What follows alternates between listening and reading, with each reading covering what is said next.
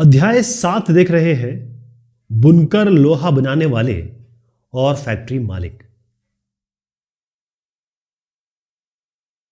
हिंदुस्तान में, भारत में कैसे लोहा और इस्पात, आयरन एंड स्टील कारखाने शुरू हुए, उसकी एक कहानी है। यह बात है 1904 की। हुआ ये कि अप्रैल का महीना था, गर्मी का महीना था। ये जो आप साहब देख रहे हैं, इनका नाम है, ये अमेरिकी है, इंग्लिश नहीं है, ये अमेरिकी है और ये है जियोलॉजिस्ट, और इनका नाम है चार्ल्स वेल्ड। क्या नाम है? Charles weld. ये जो साहब है, ये इनके बेटे हैं। और किनके बेटे हैं? बहुत बड़ा नाम है, जमशेदजी टाटा के जो सबसे बड़े बेटे हैं, इनका नाम है दोराबजी टाटा, और इनका नाम मैंने क्या बताया आपको? Charles weld. ये भूवैज्ञानिक थे। और जमशेदजी टाटा के बेटे आपके दोराबजी टाटा। अब ये छत्तीसगढ़ का इलाका है, वहां पर आयरन ओर यानी लौह अयस्क के जो भंडार है, उनकी खोजबीन करते हुए ये घूम रहे थे कि भाई कहीं ये आयरन ओर के डिपॉजिट हमें मिल जाए। अब हुआ ये कि ये तैयार थे, भाई हम काफ़ी अच्छा पैसा लगाने वाले हैं और किसी तरीके से हमें अगर एक ऐसी जगह मिल जाए जहां हमें आयरन ओर के डिपॉजिट मिल जाए तो वहीं पे हम अपना सेटअप कर लेंगे। और इसके लिए ये बहुत पैसा खर्च कर चुके थे, दोनों मिलके टाइम भी खर्चा कर चुके थे। तो फिर भी इन्होंने अपनी तलाश जारी रखी। हुआ ये, एक दिन ऐसी मतलब लक की बात है कि ये जो वेल्ड साहब हैं और दोराबजी साहब हैं, ये एक गांव में पहुंचे। उन्होंने देखा कि कुछ औरत आदमी सर पे टोकरी रखकर, बहुत सारा सर पे टोकरी रख के आयरन ओर लेके जा रहे हैं। यानी आज इन्होंने देखा लोगों को, ग्रुप के झुंड सर पे टोकरी रखी हुई है और इसमें आयरन ओर रखा, यानी कि लौह अयस्क ले जा रहे हैं। ये कौन थे? ये वही है अगरिया ट्राइब। कौन है ये? देखिएगा, ये अगरिया ट्राइब है मध्य प्रदेश की, जो छत्तीसगढ़ में की बात हो रही है। और ये ट्रेडिशनल आयरन स्मेल्टर्स, इनका काम ही ये होता है कि भाई प्रगलन करते हैं लोहे का, मतलब आयरन ओर से, लोहा अयस्क से लोहा निकालते हैं, इनका काम ही यही है। तो ये जो लोग थे, इनके पास ये पहुंचे, भाई ये तुम ठोकरी भर भर के कहां से ला रहे हो? तो इन लोगों ने कहा कि ऐसे कहीं उंगली दिखा दी कि वहां जाइए, वो जो पहाड़ है ना, वहां से हम लेके आ रहे हैं।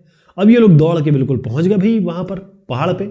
और वहां जब गए तो ये पहाड़ी जो है, ये है, इसको कहते हैं रजहारा पहाड़ी। ये जो रजहारा पहाड़ी है, यहां पर ये पहुंचे और ये दुनिया में, हिंदुस्तान में नहीं, दुनिया में सबसे बढ़िया जो आयरन ओर है, लौह अयस्क जिससे लोहा निकलता है, उसका भंडार था ये, उसका भंडार।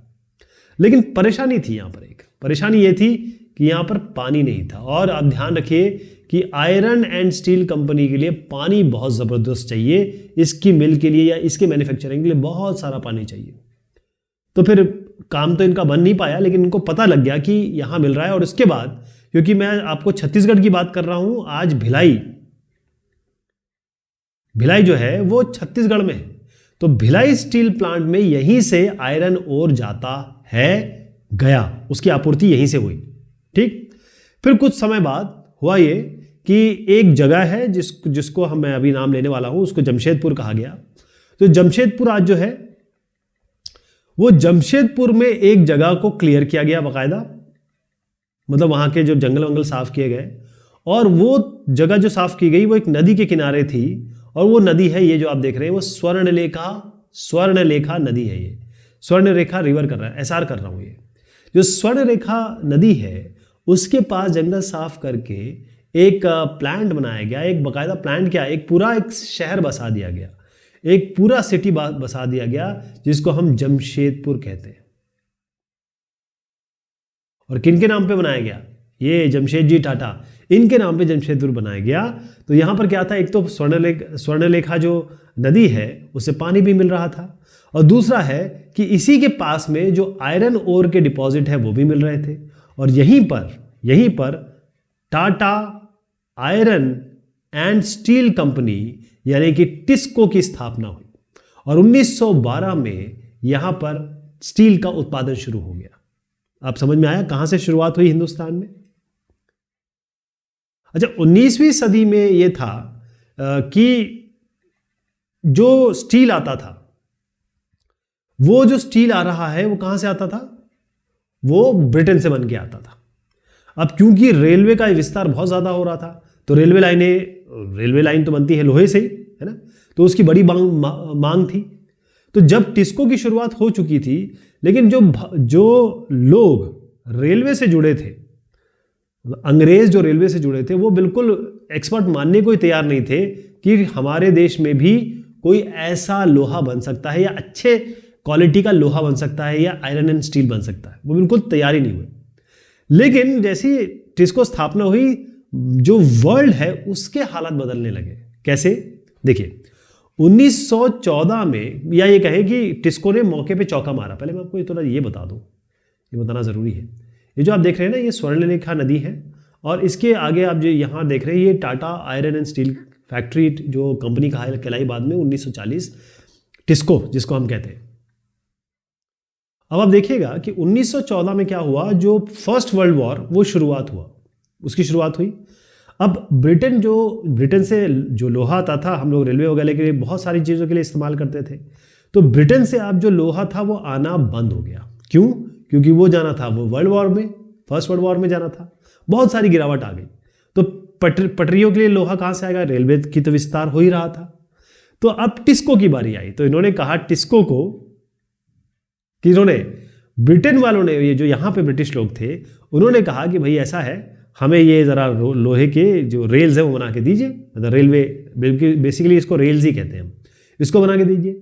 इसके अलावा केवल यही नहीं, जो युद्ध में जो खोल बनते हैं, गोले जो दागे जाते हैं, उसके जो खोल बनते हैं, और रेलगाड़ियों के पहिए, रेलगाड़ी पहियों पे चलती है, उसके पहिए, इसका काम भी इन्होंने टिस्को को ही दे दिया। बल्कि आपको जान के खुशी होगी कि 1919 में यह स्थिति हो गई कि जो टिस्को से पैदा होता था, 90% सामान जो है वो ब्रिटिश ही खरीद लेते थे, वही ले लेते थे। इसका मतलब समझ लीजिए कि पूरे ब्रिटिश साम्राज्य में या ब्रिटिश एम्पायर में टिस्को एक बहुत बड़ा कारखाना बन चुका था।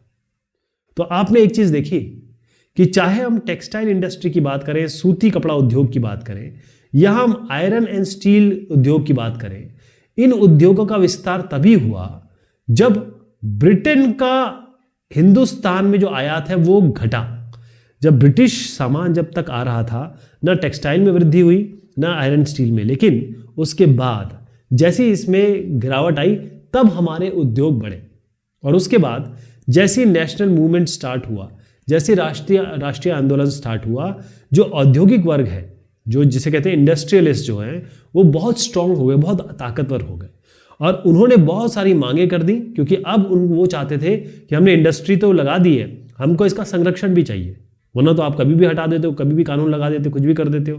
तो फिर जो ब्रिटिश एम्पायर है या ब्रिटिश शासन, जिनके पैर वैसे ही उखड़ रहे थे इस जमाने में, पहले ही बहुत सारा नेशनल मूवमेंट का काम चल रहा था, गांधी जी और बाकी जितने भी स्वतंत्रता सेनानी सब आ चुके थे, तो उसके बाद बहुत सारे इनकी मांगे मानी गई, और उसके बाद जो चल रहा है वो तो खैर आप जानते ही हैं। ओके, यहाँ पर आपको एक चित्रण दिखाऊंगा, बहुत पुराना चित्र है ये, और जमशेदपुर का चित्र है 1919 का। जैसे ज़रूरत टिस्को को ज़्यादा पड़ने लगी, या टिस्को को बहुत सारा काम मिलने लगा, तो इन्होंने अपने एरिया को बढ़ाया। तो यहाँ आप देखेंगे ये सब जो है ना, बॉयलर्स और जो संयंत्र हैं वो बनाए जा रहे हैं। यहाँ पे एक्सपैंड करना था ना, इसलिए आपको एक कंपैरिजन दिखाता हूं। कंपैरिजन है जापान और इंडिया में। 19वीं सदी के आखिर में मैं आपको ले जाना चाहता हूं। वहां पर जो जापान में जो इंडस्ट्रियलाइजेशन हुआ, या कहें कि औद्योगिकरण जो हुआ, वो हिंदुस्तान से बिल्कुल उल्टा हुआ। क्योंकि हिंदुस्तान में क्या हुआ, इंडिया को एक बाजार की तरह दिखा गया, और ब्रिटिश एम्पायर चाहता था कि सारा सामान यहां लाके बेच दे, राइट। तो उन्होंने यहां के जो इंडस्ट्रियलिस्ट है, उनकी कोई ना तो वक्त ली, ना उनके बारे में सोचा, ना उनको कोई संरक्षण दिया। लेकिन जापान सरकार ने ऐसा नहीं किया। जो जापान गवर्नमेंट थी उसने कुछ अलग काम किया। 1868 की मैं आपको बात बता रहा हूं। ये जो आप देख रहे हैं मेजी,